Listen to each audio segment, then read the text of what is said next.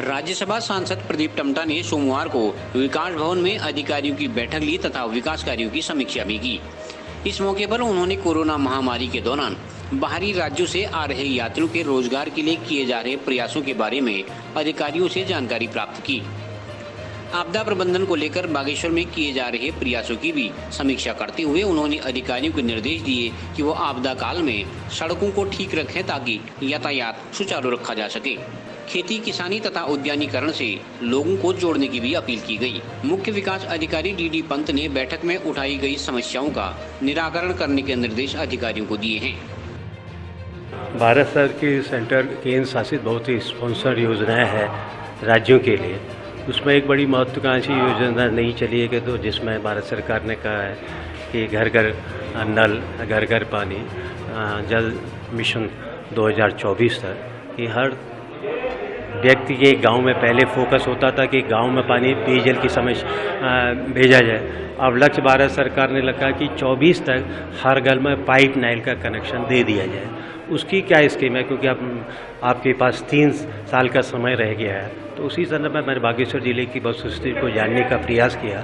तो आज उसमें काफ़ी कुछ निकला, लेकिन जिस तरह से बातें आई हैं उसमें थोड़ा लगता है कि पूरा राज्य स्लो है अभी, क्योंकि अब हमारे पास 3 साल में गया और इस साल की स्कीम में भी जो लगभग 840 गाँव में आपको सिंचित होने इसी बागेश्वर जिले में लगभग इनका लक्ष्य होगा कि 100 गाँव को इस समय डिफरेंट वो करें। तो उसी के संदर्भ में अधिकारी को कहा गया है कि इसको आगे तेज़ बढ़ाएं। इन 3 सालों का पूरा कैलेंडर बनाना है कि किस तरह से प्रतिवर्ष किन किन गाँवों को लेंगे, क्योंकि हर गाँव के हर व्यक्ति को आपने पानी पहुँचाना है।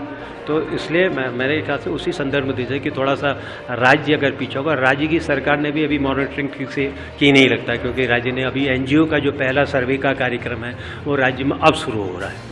तो राज्य सरकार को इस बड़ी महत्वपूर्ण स्कीम को, अगर इस उत्तराखंड को आगे बढ़ना है तो जल जीवन मिशन की स्कीम को लागू करने के लिए और थोड़ा सा तेज़ी गति लानी होगी। दूसरा PMGSY और मनरेगा के संदर्भ में भी बातचीत हुई है। जो प्रवासी लोग यहाँ पर आ रहे हैं, जो डिफरेंट स्किल के भी लोग हैं, उनको रोज़गार की किस तरह की से प्रोवाइड किया जाएगा। तो कुल मिलाकर के एक तरह से जानने की कोशिश की जो सरकारें योजनाएं सिद्धांत पर बना रही हैं, व्यवहार में कितनी धरातल पर आ रही है। अधिकारियों की भी बहुत सी परेशानी देखने को मिली है कि स्कीम सरकारें बना दी है, लेकिन उनको आदेशित निर्देशित कार्य करने के लिए योजनाओं को बहुत देरी हो जाती है। तो ये सारी चीज़ है। तो उसी संदर्भ में मैंने अधिकारियों को कहा भी और राज्य सरकार से भी अनुरोध करूंगा कि मॉनिटरिंग ठीक से कर रहे हैं और अपना लक्ष्य को प्राप्त करना है। तो जल जीवन में अभी भी राज्य मुझे लगता है कि पिछड़ जाएगा अगर इस गति से चाल चलेगी। CCN न्यूज के लिए सुष्मिता थापा के साथ सुरेश पांडे की रिपोर्ट।